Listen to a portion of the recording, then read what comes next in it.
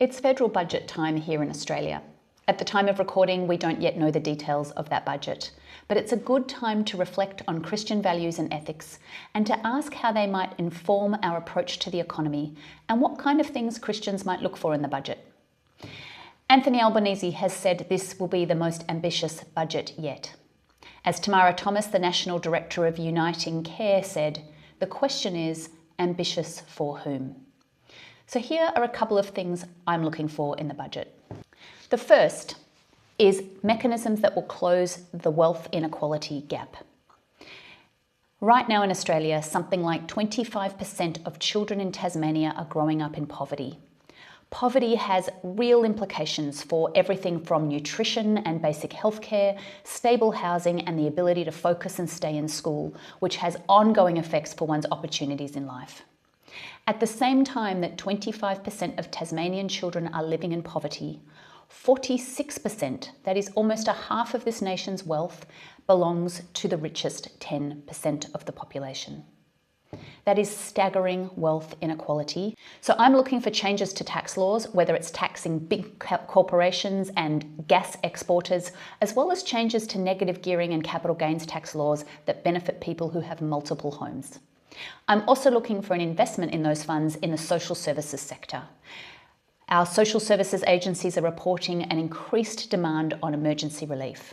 We also have an ageing population and will only see more and more demand for aged care services. It is so important in our society that people who are vulnerable and need assistance can have that given to them with dignity, and dignity involves choice and humane treatment. The second thing I'm looking for in the budget is at least matching or increasing our foreign aid or international aid spending.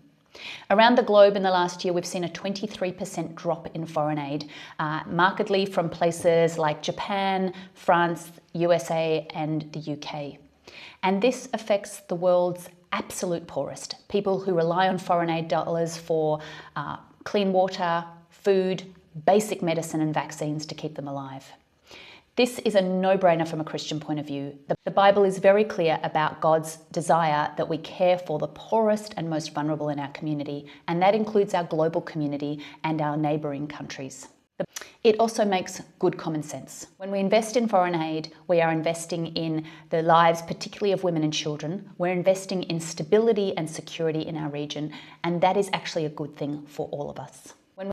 Through the lens of Christian ethics, we might also ask, how does this budget care for our earth as well as all of God's people? We might ask how it reflects human dignity.